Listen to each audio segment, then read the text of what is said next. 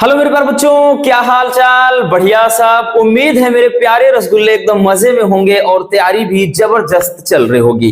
तो बच्चों, आज के इस वीडियो में हम बायोलॉजी का क्वेश्चन पेपर सॉल्व करने वाले हैं। इससे आपको आइडिया लग जाएगा कि बायोलॉजी में आपका क्वेश्चन पेपर कैसा पूछा जाएगा, कितने क्वेश्चन होंगे और कौन सा क्वेश्चन कितने नंबर में पूछा जाता है। और वैसे भी बायोलॉजी वालों को तो टेंशन लेना ही नहीं है, क्योंकि आपको तो भाई 30 नंबर तो प्रैक्टिकल के मिल जाएंगे, 30 नहीं तो 27, 28, 26 तो वैसे भी मिलेंगे, श्योर है।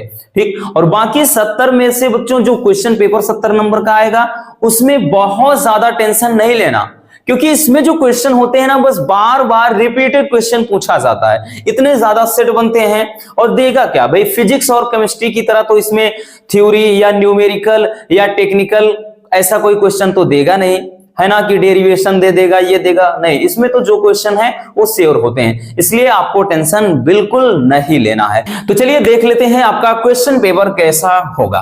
तो ये आपका फ्रंट पेज होगा बच्चों क्वेश्चन पेपर का, ठीक है, जिसमें हम बात करें तो भाई यहां पर दिया रहेगा मुद्रित पृष्ठों की संख्या कि कितना पृष्ठ आपके क्वेश्चन पेपर का होगा, ठीक है। और उसके बाद बच्चों ये कोड दिया रहेगा पेपर का कि भाई यहां पर कुछ भी दे सकता है, 300, 400, 500 वॉट एवर। और उसके बाद अल्फाबेट के 2 नंबर होंगे और यहां पर पूर्णांक आपका दिया रहेगा। इधर आएंगे बच्चों तो ऊपर रहेगा अनुक्रमांक यानी रोल नंबर, और यहां पर नाम जलेबी बाई यही लिखना है ना, नहीं तो लिख देना चिन्ना स्वामी मुत्वा स्वामी वेणुगोपाल अय्यर, नहीं तो लिख देना नाम में क्या रखा, हम तो काम से पहचाने जाते हैं। तो ऐसी फिल्मी डायलॉग नहीं लिखना है बच्चों, आपको अपना नाम लिखना है और यहां पर नंबर दिया रहेगा, ठीक है। और ये आपका क्वेश्चन पेपर भाई जो भी रहेगा यहां पर रहेगा, और यहां पर रसगुल्लों दिया रहेगा भाई आपका समय सीमा, ठीक, कि आपका क्वेश्चन पेपर कितने टाइम का होगा। तो 3 घंटे 15 मिनट। और 15 मिनट क्यों होते हैं, हमने कई बार बताया कि भाई 15 मिनट इसलिए होते हैं ताकि आप अच्छे से अपना क्वेश्चन पेपर 15 मिनट पहले पढ़ लो। जब 15 मिनट पढ़ लोगे आपको भाई क्वेश्चन समझ में आ जाएगा, आप फिर स्टार्ट करेंगे लिखना, ठीक है। चलिए, तो ये दिमाग में आया आपके क्या करना है। तो भाई यहां पर देखिए 15 मिनट में बच्चों आपको सब कुछ करना है, ये आपको मेंशन कर दिया जाएगा भाई ये कि 15 मिनट में देखिए दिया गया है कि भाई प्रारंभ के 15 मिनट परीक्षार्थियों को प्रश्न पत्र पढ़ने के लिए निर्धारित होंगे और सभी प्रश्न रसगुल्लों क्या होगा, अनिवार्य होगा। और कहेगा कि भाई आवश्यकता अनुसार ठीक अपने उत्तरों की पुष्टि नामांकित चित्र मतलब रेखा चित्रों द्वारा दीजिए, यानी जहां पर फिगर की जरूरत हो वहां पर आपको फिगर भी बनाना पड़ेगा। और प्रत्येक प्रश्न के निर्धारित अंक उनके सम्मुख अंकित हैं, यानी उनके सामने दिया रहेगा, ठीक। तो ये कुछ बेसिक से क्या है आपके इंस्ट्रक्शन होंगे, निर्देश होंगे, और उसके बाद क्वेश्चन पेपर की आपकी शुरुआत हो जाएगी, ठीक है ना, आपके क्वेश्चन पेपर की शुरुआत हो जाएगा, ठीक है। तो पहला क्वेश्चन होगा बच्चों बहुविकल्पीय प्रश्न। तो 4 बहुविकल्पीय प्रश्न होंगे, 4 बहुविकल्पीय प्रश्न होंगे। तो भाई यहां पर दिया है कि सही विकल्प चुनकर अपनी उत्तर पुस्तिका में लिखना है। पहला क्वेश्चन बच्चों कि बैक्टीरिया द्वारा किण्वित फूले आटे का उभरा हुआ रूप कौन सी गैस बनने के कारण होता है। तो बच्चों जो हमने निश्चित उत्तरी करवाया है, अगर आपने नहीं देखा पूरे किताब के, ठीक, लगभग उसमें 50 या 60 क्वेश्चन थे, तो उसमें इसको अच्छे से बताया है। अगर आपने उसको देखा होगा तो आप तुरंत आंसर आपका लग गया होगा, ठीक। तो कह रहा है कि बैक्टीरिया द्वारा किण्वित फूले हुए आटे का जो उभरा रूप होता है वो कौन सी गैस बनने के कारण होता है बच्चों। आपके ऑप्शन है O2, CO2, SO2, NO2। बताइएगा भाई कौन सा है, ऑक्सीजन है, कार्बन डाइऑक्साइड, सल्फर डाइऑक्साइड या नाइट्रोजन डाइऑक्साइड, कौन सा है बच्चों। तो इसका जो सही ऑप्शन हो जाएगा ऑप्शन मतलब सेकेंड, ठीक, option 2 is the right answer. तो CO2 गैस यानी कार्बन डाइऑक्साइड गैस के कारण ही कोई चीज फूलती है, ठीक है। चलिए दूसरा क्वेश्चन क्या है। तो दूसरा क्वेश्चन क्या दिया है बच्चों, तो दूसरा क्वेश्चन देख सकते हैं हम। हाँ, क्वेश्चन ये जो दूसरा है खा में देखिए क्या बोल रहा है कि किसने पुष्टि की कि डीएनए एक आनुवांशिक पदार्थ है। तो ये भी उसी में था, हमने बोला ना जो बताया है बच्चों से बाहर आएगा ही नहीं, ठीक, अगर आपने अभी नहीं देखा है तो प्लेलिस्ट 12th बायोलॉजी 2024 वाली प्लेलिस्ट चेक करिए, पूरा का पूरा पड़ा है वहां पर। तो बच्चों किसने पुष्टि किया था कि भाई डीएनए एक आनुवांशिक पदार्थ है? आपके ऑप्शन क्या हैं?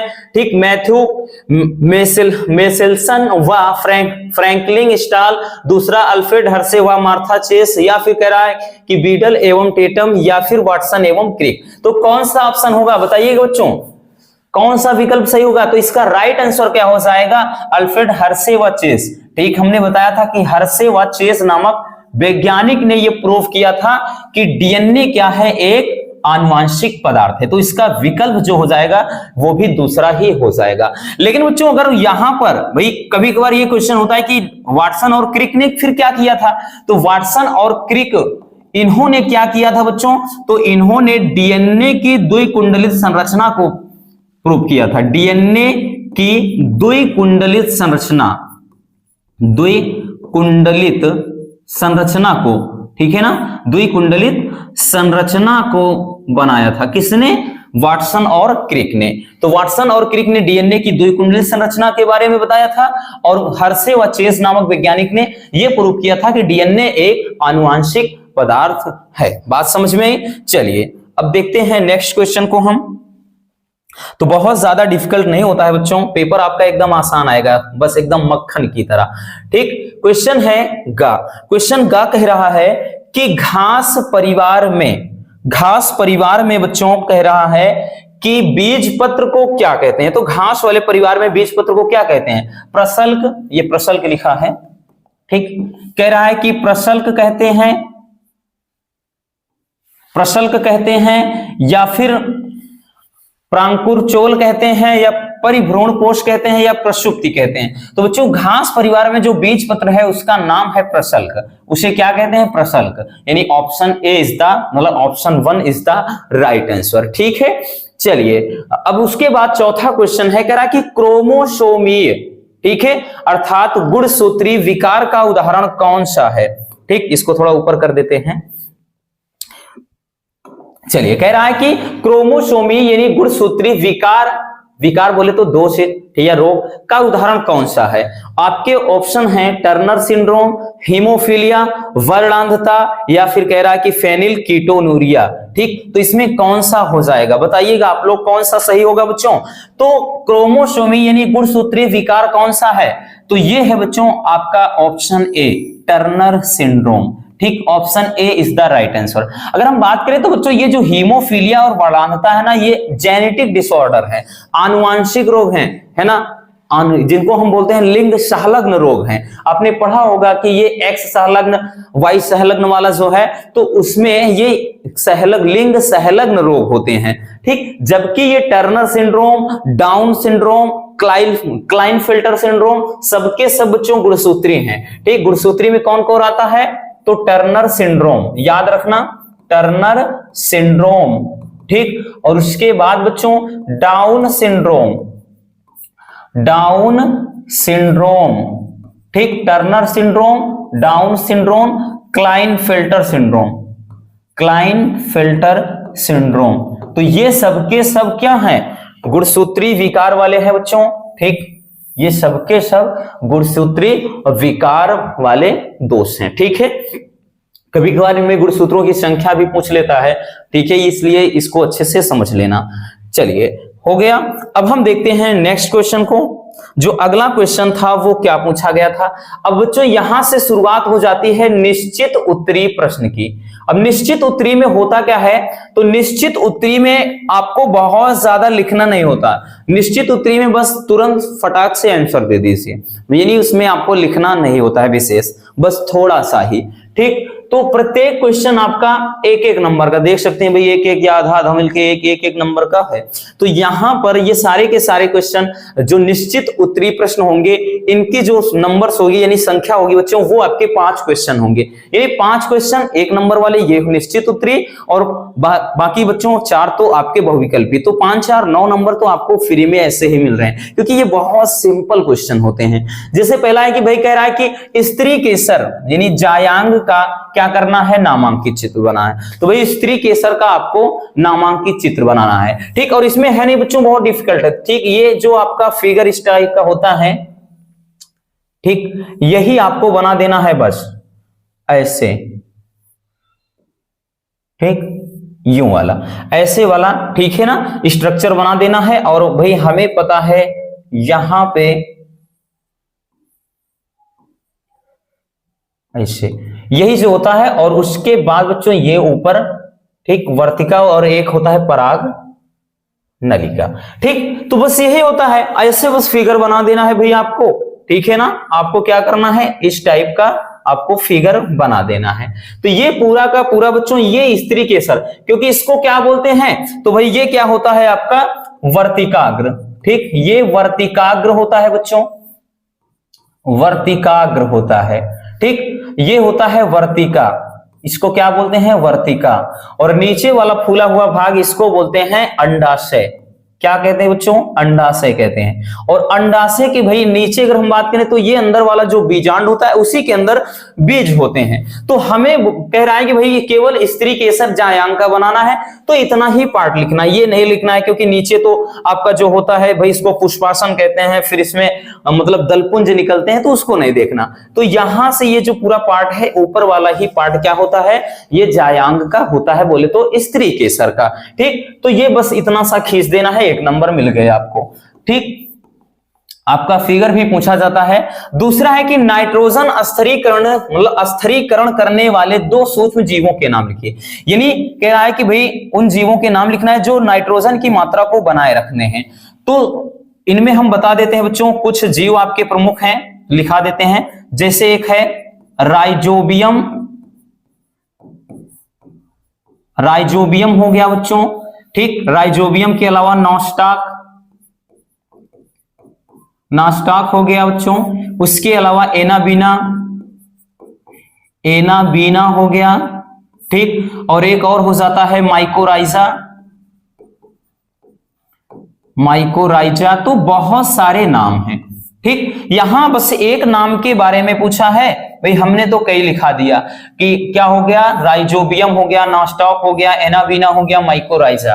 तो यहां पर हमने 4 नाम लिख दिया, बहुत ज्यादा इंपॉर्टेंट है, बहुत बार पूछा गया। 2023 में ही बच्चों ये तीन सेट में पूछा है, बहुविकल्पी में एक पूछा गया, तो मिलाकर चार सेट में ये पूछा गया था, ठीक। अगला क्वेश्चन है कि विषम युग्मता क्या है। तो भाई इसमें बहुत ज्यादा नहीं लिखना, विषम युग्मता, विषम का मतलब हमें पता है अलग अलग, ठीक। जब किसी जीव के लिंग गुणसूत्र में असमानता होती है तो उसे कहते हैं विषम युग्मता। क्या बोलते हैं बच्चों, विषम। सिंपल सी बात है, जैसे नर में हम बात करें भाई, तो नर में क्या होता है, XY ही तो होता है, तो इसमें अलग है कि नहीं, दोनों अलग है। तो भाई जब किसी जीव के लिंग गुणसूत्र में असमानता होती है, इसी प्रक्रिया को या इसी घटना को बोलते हैं विषम युग्मता कहते हैं, ठीक। चलिए अगला क्वेश्चन है कि जेल वैद्युत कण संचलन क्या है, या फिर इसको पूछा जाएगा कि इलेक्ट्रोफोरेंसिस क्या है, ठीक है ना। इलेक्ट्रोफोरेंसिस बोलेगा या कहेगा जेल वैद्युत कण संचलन, ये उसी का इंग्लिश होता है इलेक्ट्रोफोरेंसिस, ठीक। तो ये पूछा जाता है, ठीक है ना। तो ये क्वेश्चन देखिए बहुत सिंपल है। इलेक्ट्रोफोरेंसिस होता क्या है, वैद्युत कण संचलन हमने डीएनए फिंगरप्रिंटिंग तकनीक में बताया था बच्चों। उसमें करते क्या है कि सबसे पहले डीएनए को, मतलब डीएनए खंड को अलग करते हैं, काटते हैं, किसकी सहायता से, प्रतिबंधन एंडोन्यूक्लियेज एंजाइम की सहायता से। कि जब डीएनए खंड को प्रतिबंधन एंडोन्यूक्लियेज एंजाइम की सहायता से काटते हैं तो कटे हुए खंड में उनके दोनों रज्जुक अलग करने की जो विधि होती है, उस विधि का नाम या उस तकनीक का नाम ही है जेल वैद्युत कण संचलन। बहुत ज्यादा डीपली नहीं जाना है, आपको समझाना भी नहीं बहुत ज्यादा, क्योंकि ये 1 नंबर वाला क्वेश्चन है और 1 नंबर वाला क्वेश्चन एकदम इजी होता है, ठीक है। अगला है कि एक आनुवांशिकता रूपांतरित पौधे का नाम लिखिए। यानी कह रहा है कि जो आनुवांशिक रूप से रूपांतरित है उस पौधे का नाम लिखिए। तो भाई ये तो बहुत आसान है, ठीक। इसको बताया था बच्चों, जैसे इसमें आता है बीटी कपास, ठीक, बीटी कपास हो गया। उसके बाद आपका हो गया बीटी बैंगन, ठीक, बीटी बैंगन। ये आपके आनुवांशिक रूपांतरित पौधों में आते हैं। ठीक है, बीटी कपास, बीटी बैंगन। बात समझ में आई? तो इस टाइप के आपके क्वेश्चन पूछे जाते हैं, सब सिंपल होते हैं, बहुत ज्यादा आपको परेशान होना नहीं है इनके बारे में। ठीक है, स्क्रीनशॉट करना हो कर लीजिए क्योंकि ये काम की चीजें हैं। चलिए, हो गया। अब देखते हैं बच्चों आगे के क्वेश्चन को। भाई अब उसके बाद शुरुआत होती है बच्चों यहां से आपके अति लघु उत्तरीय प्रश्न। ये भी हालांकि सेम उसी तरह के होते हैं, लेकिन भाई इसमें थोड़ा सा उससे ज्यादा लिखना होता है। ठीक, अति लघु उत्तरीय होते ये भी हैं बहुत ही छोटे। ठीक, तो अति लघु उत्तरीय के अंतर्गत 5 क्वेश्चन पूछे जाएंगे और 5 के पांचों क्वेश्चन आपके क्या है 2-2 नंबर के होंगे। आप देख सकते हैं प्रत्येक क्वेश्चन क्या है 2-2 नंबर कैरी करेगा। तो पहला क्वेश्चन है कि जैव विविधता की क्षति के 2 प्रमुख कारण क्या है। तो भाई इसके हम कारण में बात करें तो 2 प्रमुख कारण में, एक तो ध्यान से समझना, वनों की अंधाधुंध कटाई, या ठीक, या जिसको हम बोलते हैं अतिदोहन। तो वनों की कटाई, ठीक, वनों की अंधाधुंध कटाई हो गया। दूसरा बच्चों विदेशी जातियों का आक्रमण, विदेशी प्रजातियों का आक्रमण, विदेशी प्रजातियों का आक्रमण। ठीक, विदेशी प्रजातियों का आक्रमण। ठीक, क्योंकि जाने अनजाने में इसमें लिखाया था, जैव विविधता की क्षति के कारण में हमने लिखाया था कि जब जाने अनजाने में किसी दूसरे देश की मतलब ऐसी कोई प्रजाति यहां आ जाए जो यहां पे रहने वाले जीवों के लिए क्या हो, उनकी विलुप्ति का कारण बन जाए, या उनकी यहाँ की जैव विविधता के लिए वो बहुत ही हानिकारक हो जाए, तो वो क्या होता है मतलब जैव विविधता की क्षति का एक कारण बन जाता है। जैसे अपने यहाँ, ठीक है, बाहर की एक मछली कैटफिश, भाई कैटफिश ये यहाँ की प्रजाति नहीं है, ये बाहर की प्रजाति है। ठीक, लेकिन कुछ तालाबों में, जिन तालाबों में ये हो जाती है, बाकी अन्य मछलियां इसकी वजह से क्या है वो विलुप्त हो जाती हैं। दूसरा जैसे होता है गाजर घास, जिस खेत में ये गाजर घास हो जाए वहां समझ लो सत्यानाश है, पूरे खेत में केवल यही घास ही घास दिखेगा, फसलों का नामो निशान हट जाएगा। तो ये चीज होता है। तो 2 कारण पूछा था भाई, 2 कारण, बाकी तो बहुत सारे कारण हैं, प्रदूषण वगैरह सब इसमें आ जाते हैं। अगला है पारजीनी जंतुओं पर उदाहरण सहित करा संक्षिप्त टिप्पणी लिखिए। तो पारजीनी जंतु किसे कहते हैं बच्चों? तो पारजीनी जंतु जब किसी जीव के डीएनए में या जीन में हेर फेर करके, ये हेर फेर का मतलब क्या है, अदला बदली करके, उसके स्थान पे कोई अतिरिक्त जीन बाहर से प्रवेश करा दिया जाए तो उससे तैयार एक नस्ल मतलब जो होती है उसको कहते हैं पारजीनी जंतु या ट्रांसजेनिक जीव, इसी को कहते हैं। हमने क्या बताया बच्चों कि जब किसी भी जीव के डीएनए में हेर फेर करके, यानी उसके डीएनए में फेर बदल करके बाहर से एक अतिरिक्त जीन प्रवेश करा दिया जाए, ठीक, और वही जीन अपना पूरा लक्षण दिखाने लगे, तो उसे उस जीव को कहते हैं पारजीनी। पार का मतलब ही होता है दूसरे का, ठीक, पारजीनी जंतु कहते हैं। जैसे में एग्जांपल की बात करें तो भाई इसमें पारजीनी जंतु में जैसे आपका होता है मीरा बकरी, ठीक, मीरा बकरी हो गया, एक मीरा बकरी पारजीनी जंतु है बच्चों, ठीक। डॉली भेड़, उसके बाद कागा गाय, ये सबके सब पारजीनी जंतु में आते हैं, ठीक। ये सबके सब बच्चों पारजीनी जंतु का एग्जाम्पल है। अगला है कि सूक्ष्म जीवों से प्राप्त, कह रहा है कि 2 अम्लों के बारे में बताना है। तो वही सूक्ष्म जीवों से प्राप्त 2 अम्लों के बारे में कोई भी लिख सकते हैं बच्चों, जैसे ऑक्जेलिक अम्ल लिख सकते हैं, ऑक्जेलिक अम्ल लिख सकते हैं, ठीक, ऑक्जेलिक अम्ल। और जैसे अगला है सिट्रिक अम्ल, ठीक, एसिटिक अम्ल, बहुत हैं, इसको भी लिख सकते हैं। तो 2 ही कहा है तो आप ऐसे एसिटिक अम्ल कुछ मतलब लिख सकते हैं, जैसे सिरके का प्रमुख घटक है, सिट्रिक नींबू में ज्यादा पाया जाता है, ऑक्जेलिक ऐसे, ठीक, फलों में होता है कुछ में। तो ये ध्यान देना, एसिड के बारे में लिखना था आपको। और नेक्स्ट है कि परागकण क्या है और इसका नामांकित चित्र बनाना है। तो भाई परागकण होता क्या है? तो परागकण में बताया था बच्चों ये क्या है, पुष्प में नर युग्मकोद्भिद होता है, या नर का प्रमुख अंग होता है, प्रमुख कोशिका होती है, प्रथम कोशिका होती है, कौन? परागकण। और परागकण का जो फिगर होता है किस तरह से, तो परागकण का फिगर हमने बताया था बच्चों, परागकण का जो फिगर होता है कुछ इस तरह से, ठीक, याद है ना वो दिन कोरोना वायरस की तरह इसको बनाते हैं ऐसे, ठीक, और यहां पर एक अंश मतलब थोड़ा कटा होता है, तो इसको ऐसे रहता है, ठीक है ना, जिसमें हमने बताया कि बाहर की जो लेयर होती है वो स्पोरोपोलेनिन नामक पदार्थ से बनी होती है और अंदर की जो लेयर होती है वो मुलायम होती है, वो बनी होती है पेक्टोसेलुलोज। याद है वो दिन, ये स्पोरोपोलेनिन की बनी होती है, स्पोरोपोलेनिन नामक पदार्थ से बनी होती है और कठोर व खुरदुरी होती है बच्चों। और इसमें अंदर हम बता लें न्यूक्लियस मतलब ये होता है आपका केंद्रक, ठीक।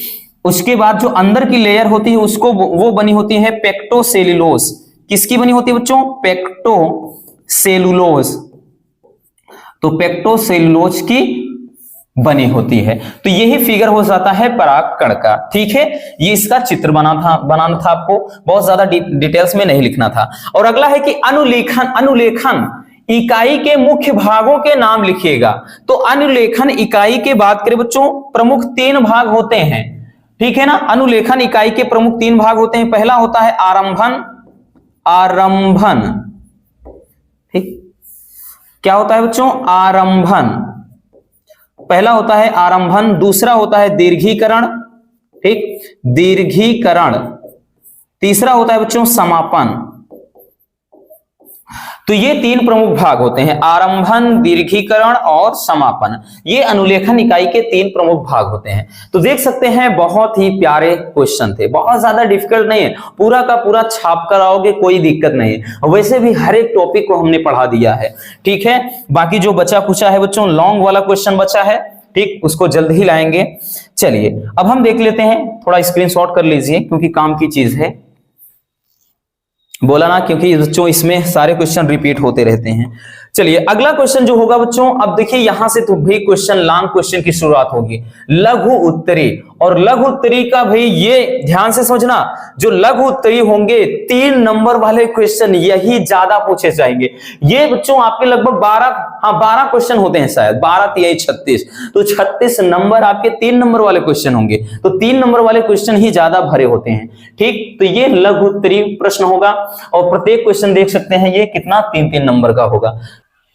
तो 4 का पहला क्वेश्चन है कि संकरण क्या है। बहुत ही सिंपल क्वेश्चन आया था कि कृत्रिम संकरण की प्रक्रिया एवं महत्व को आपको समझाना था, ठीक है। और दूसरा क्वेश्चन कह रहा है कि अंतरण आरएनए पर संक्षिप्त टिप्पणी लिखना है। और क्वेश्चन नंबर 3 है कि निम्नलिखित पर संक्षिप्त टिप्पणी लिखिए। फाइलेरिया, ठीक, जिसको क्या कहते हैं? हाथी पांव। ये तो एकदम श्योर है बच्चों आएगा, क्योंकि हमने टिप्पणी वाले में भी इसको लिखाया है और आप सबको पता होगा अच्छी तरीके से, ठीक है, कि फाइलेरिया क्या है? हाथी पांव या फाइलेरियसिस इसी को बोलता है, ठीक है ना, इसको हाथी पांव कहते हैं वो चीज, ठीक। तो उसके बाद अगला है कि बहुभ्रूणता। और बहुभ्रूणता के बारे में तो पूछो ही ना, बहुत ज्यादा पूछा जाता है। और बहुभ्रूणता की खोज सबसे पहले संतरे में की गई थी।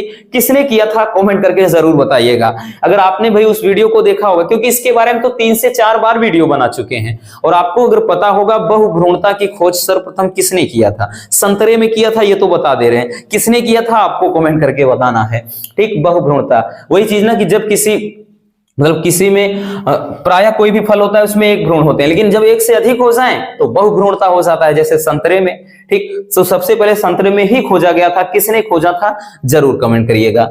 चलिए तो ये बच्चों आपके 4 में का, खा, गा और घा करके। घा में देखिए क्वेश्चन है कि प्रतिरक्षण के सिद्धांत का संक्षेप में वर्णन करना है और निष्क्रिय प्रतिरक्षा पर टिप्पणी लिखिएगा। देखिए बहुत प्यारा सा, सक्रिय और निष्क्रिय प्रतिरक्षा तंत्र पे हमने अंतर भी बताया है और परिभाषा भी आपको समझाया है, ठीक है। चलिए बच्चों अगला क्वेश्चन देखते हैं। अब क्वेश्चन नंबर 5 में बच्चों, इसमें भी आपका अगर हम बात करें तो इसमें भी इस टाइप के, ठीक है, आपके 4 क्वेश्चन होंगे।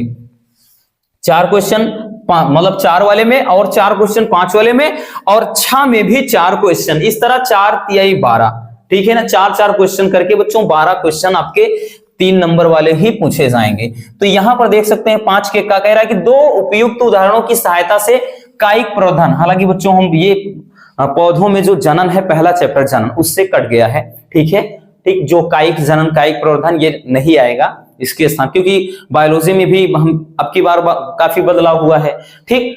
और दूसरा क्वेश्चन पूछा था पुनर्संयोजक डीएनए तकनीक, ठीक है, इसको देख लेना बच्चों, लॉन्ग वाली जो प्लेलिस्ट है उसको चेक कर लेना। दीर्घ उत्तरीय प्रश्न करके जो वीडियो बनाया है, लगभग जो 1 घंटे की वीडियो है, उसमें बच्चों इसको अच्छे से बताया है, ठीक है। और तीसरा क्वेश्चन है प्रतिबंधन एंडोन्यूक्लियस क्या है, कोई 2 उदाहरण। तो प्रतिबंधन एंडोन्यूक्लियस एंजाइम क्या हमने बताया है, इसी को क्या कहते हैं, तो प्रतिबंधन एंडोन्यूक्लियस को, इसी को आणविक कैंची भी कहते हैं, आपको पता होगा, इसी को आणविक कैंची भी कहते हैं, ठीक। यह डीएनए खंड को विशेष स्थानों से काटने का कार्य करता है, तो इस वही जो एंजाइम होता है उस एंजाइम का नाम है प्रतिबंधन एंडोन्यूक्लियस एंजाइम, ठीक। दूसरा है कि प्रतिरक्षा क्या है, प्रतिरक्षा का मतलब इम्यूनिटी, ठीक। भाई प्रतिरक्षा क्या होता है कि मतलब जब किसी भी व्यक्ति के शरीर में जो बाहरी हानिकारक जीव होते हैं उनके मतलब उनके दुष्प्रभाव हेतु क्या है, शरीर में एक जब लेयर यानी सुरक्षा कवच जब तैयार होता है, इम्यूनिटी हमारे शरीर की बढ़ जाती है, तो वही चीज होता है प्रतिरक्षा।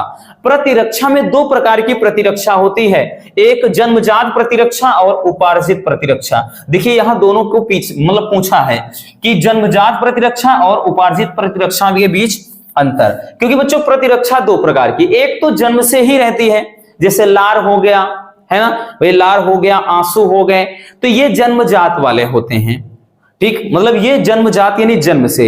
उपार्जित में कौन होते हैं, जो जन्म के बाद प्रतिरक्षा प्रदान करे जाते हैं, जैसे टीका, ठीक है ना, वैक्सीन वगैरह लगता है, जैसे पोलियो का टीका लगता है, अभी देखो कोविड-19 के काल में, ठीक, उसके लिए टीका लग रहा था, तो ये जन्म के बाद जो प्रतिरक्षा, क्योंकि वो टीके से होता क्या है, टीके में सूक्ष्म जीव होते हैं और हमारे बॉडी में एक सुरक्षा कवच तैयार कर देते हैं, ठीक, याद रखना। चलिए अगला क्वेश्चन है, तो इसके अंतर्गत 4 क्वेश्चन हो गया। नेक्स्ट क्वेश्चन देखते हैं। नेक्स्ट क्वेश्चन बच्चों क्वेश्चन नंबर 6, क्वेश्चन नंबर जो 6 में देख सकते हैं, इसमें भी सबके सब 3 नंबर वाले क्वेश्चन है। पहला क्वेश्चन वाहित मल क्या है, तो भाई जो हमने बताया नगर शहर कस्बों में जो क्या होता है, दूषित पानी जो बहने वाला, जिसमें मल मूत्र कचरा प्लास्टिक वगैरह होते हैं, उन्हीं को वाहित मल कहते हैं। और इसके वाहित मल के उपचार में, ठीक, मतलब उस उपचार के बारे में लिखना है, जो इसमें 1 2 3 चरण होते हैं वो चीज, ठीक। चलिए, और दूसरा क्वेश्चन पूछा गया था निम्नलिखित पर संक्षिप्त टिप्पणी, तो जैव विविधता, तप्त स्थल क्या है और बायोपायरेसी। तो भाई हॉट स्पॉट जिसको कहते हैं, इसी को तप्त स्थल ना करके ऐसे पूछ सकता है कि हॉट स्पॉट क्या है, ठीक, हॉट स्पॉट के बारे में पूछ सकता है बच्चों। तो हॉट स्पॉट क्या है, ठीक, हॉट स्पॉट क्या है, एक ऐसा प्लेस होता है, एक ऐसा क्षेत्र, ठीक, एक ऐसा स्थान जहां की जैव विविधता संकट में होती है, ठीक, उनको बोलते हैं हॉट स्पॉट। और बायोपायरेसी क्या है, तो हमने बताया था ये बायोपायरेसी, ठीक, एक अंतरराष्ट्रीय लेवल पर समझिए एक प्रकार की चोरी होती है कि जब कोई देश, कोई संगठन, ठीक, कोई मल्टीनेशनल कंपनियां किसी दूसरे देश के फार्मूले को चुरा कर, यानी फार्मूले को चुरा करके बिना उनकी सहमति के जब उसे इंटरनेशनल लेवल पर क्या करते हैं, उसका प्रयोग करते हैं, तो ये कहलाता है बायोपायरेसी। जैसे कोई चीज आपकी है, कोई आपके फार्मूले को चोरी कर लिया और उसे कोई वो जो चुरा लिया वो अपना बता दे कि भाई ये मैंने आविष्कार किया है, ये मेरा है, बिना आपकी रजामंदी के, तो इसको अपन बोलते हैं बायोपायरेसी।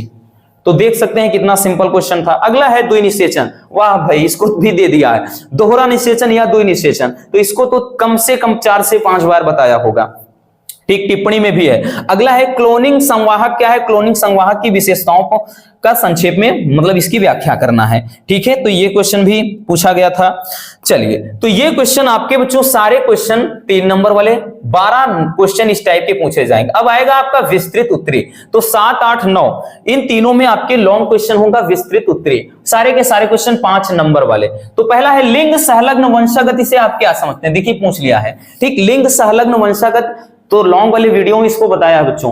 तो लिंग सहलग्न वंशागति क्या होता है, ठीक, ये लिंग मतलब हम बात करें तो इसमें 2 प्रकार के होते हैं, ठीक, जिनका संबंध लिंग गुणसूत्र से होता है, ठीक, वो होते हैं लिंग सहलग्न। जैसे इसमें यक्ष सहलग्न लक्षण, वाई सहलग्न लक्षण, यक्ष वाई बताया था, ठीक, अगर आपने देखा होगा यक्ष सहलग्न लक्षण में ही तो आते हैं हीमोफीलिया, वर्णांधता, ठीक, क्योंकि इनके जो गुणसूत्र होते हैं वो इनके जीन पर ही बैठे होते हैं, ठीक। अथवा में बच्चों पूछेगा, फायदा ये है कि जो 5 नंबर वाला क्वेश्चन होगा अथवा में आएगा, ठीक भाई, अथवा में एक तो कर ही लोगे। अथवा में दिया है हर्षे व चेस के प्रयोग के कह रहा चित्रों की सहायता से समझाइएगा, ठीक है, और क्या निष्कर्ष निकाला था इन्होंने। देख सकते हैं ये। और 8वें नंबर में कह रहा है कि प्रतिरक्षा किसे कहते हैं और प्रतिरक्षा कितने प्रकार की होती है, पूरा विस्तार में समझाना है। इसके ऊपर भी एक क्वेश्चन शॉर्ट में पूछा गया था, ठीक। और अथवा में देख सकते हैं कह रहा है कि मानव कल्याण में सूक्ष्म जीवों का महत्व क्या है। तो ये तो मोस्ट इंपॉर्टेंट है, बार बार पूछा जाता है। तो लॉन्ग वाले में बच्चों इसको बताया है मानव कल्याण में, ठीक। इसीलिए हम ऐसा एग्जैक्ट आपके लिए पूरा क्वेश्चन का पैटर्न तैयार करते हैं कि कितना भी घुमाए आप, कितना भी इधर उधर करे, कहां से देगा, बाहर से देगा ही नहीं। ये 100% बच्चों एकदम दावे के साथ कह रहे हैं कि आप लॉन्ग वाली वीडियो देख लेंगे। उसके अलावा जो एक 55 नंबर के क्वेश्चन की वीडियो बनाया है और 1 नंबर से भाई एक चैप्टर से 8 के बाद पूरा 13 2 पार्ट में जो वीडियो बनाया है, पूरा का पूरा यूं समझिए रसगुल्लों आपके 85 से 90% बायोलॉजी की तैयारी फिनिश हो गई। और बाकी जो बचे खुचे हैं 1-2 वीडियो में उसको भी निपटा देंगे, ठीक है। इसलिए कहते हैं आप लोग कमेंट करते हो कि सर बताइए बताइए, आप पहले उसको देखो तो सही। ज्यादा वीडियो नहीं है, 5 से 6 ही वीडियो बनाई है जो नई उसके लिए प्लेलिस्ट बनाया है, जाके पहले चेक करिए, ठीक। फिर आप बिल्कुल कमेंट करिएगा कि हाँ ये नहीं है वो नहीं है, क्योंकि आपको सारा का सारा भाई वहीं से मिल जाएगा। अब क्वेश्चन नंबर 9 को देखते हैं। तो क्वेश्चन नंबर 9 में बच्चों कह रहा है कि अनुकूलन क्या है और पौधों एवं जंतुओं में पाए जाने वाले विभिन्न प्रकार के अनुकूलन पर चर्चा करना है। अथवा में क्या पूछा, जैव विविधता से आपका क्या तात्पर्य है और स्वस्थानीय बहिस्थानीय संरक्षण किसे कहते हैं। देखिए स्वस्थानीय बहिस्थानीय संरक्षण में अंतर भी लिखाया है बच्चों, परिभाषा भी लिखाया है। स्वास्थ्य संरक्षण क्या होता है भाई, जैव विविधता समझ ही रहे हैं कि जीवों में पाने जाने वाली विभिन्नताओं को ही, ठीक, जैव विविधता कहते हैं। स्वास्थ्य क्या होता है, जब किसी भी जीव को या जैव संपदा को उसके ही निवास स्थान पे सुरक्षित रखा जाता है तो इसे जैव मतलब इसे कहते हैं स्वस्थानीय, यानी अपने ही स्थान पर, ठीक। और बहिस्थानीय या उत्स्थानीय संरक्षण किसे कहते हैं कि जब किसी भी जीव को उसके निवास स्थान से हटाकर किसी और स्थान पर उनको क्या शिफ्ट कर दिया जाता है और वहां पर उनका संरक्षण किया जाता है, तो इसे कहते हैं बहिस्थानीय या बाह्य स्थानीय संरक्षण। क्लियर। तो ये होता है स्वास्थ्य और बहिस्थानीय संरक्षण। तो इस टाइप से आपका पूरा मतलब बच्चों इस तरह से आपका बायोलॉजी का पूरा क्वेश्चन पेपर इसी तरह हूबहू आपको मिलेगा।